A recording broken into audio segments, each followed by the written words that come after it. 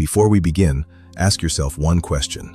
What happens to the world economy when energy prices explode, global debt rises, technology competition intensifies, and geopolitical conflict spreads across regions? Because right now, in 2026, all of these forces are happening at the same time.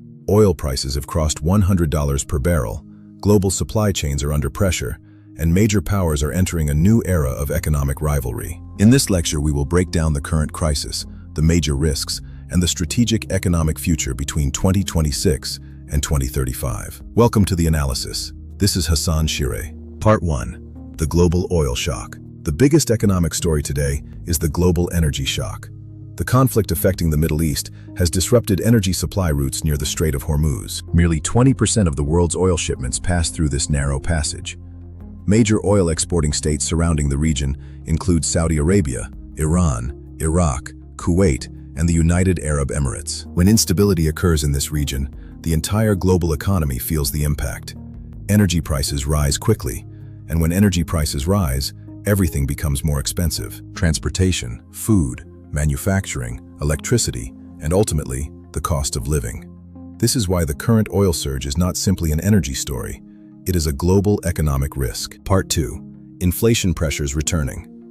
Just as many economies were recovering from the inflation wave of the early 2020s, energy prices have begun pushing inflation upward again. Energy costs influence almost every sector of modern economies. Factories rely on energy, transportation relies on fuel, agriculture relies on logistics and fertilizer. When oil prices rise rapidly, inflation spreads across the entire economy. This creates a serious challenge for central banks. Governments may need to keep interest rates high for longer periods. Part 3.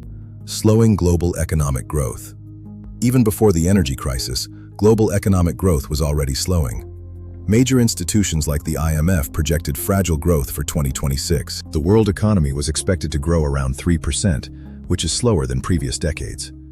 If large economies like the US, China, Germany, and Japan slow down, global trade declines. Part 4. Technology competition and economic power. Another major transformation is technological competition. Strategic technologies like AI and semiconductors will determine future economic leadership. Competition is intense between major powers, particularly the United States and China. Control over semiconductor supply chains will increasingly determine economic leadership. Part 5. The global debt problem. Another hidden risk is rising debt. Many governments borrowed heavily to stabilize their economies and now face high interest payments and deficits. For developing countries especially, debt vulnerability has become a major concern. The IMF and World Bank are closely monitoring global debt stability. Part 6. Key economic risks in 2026.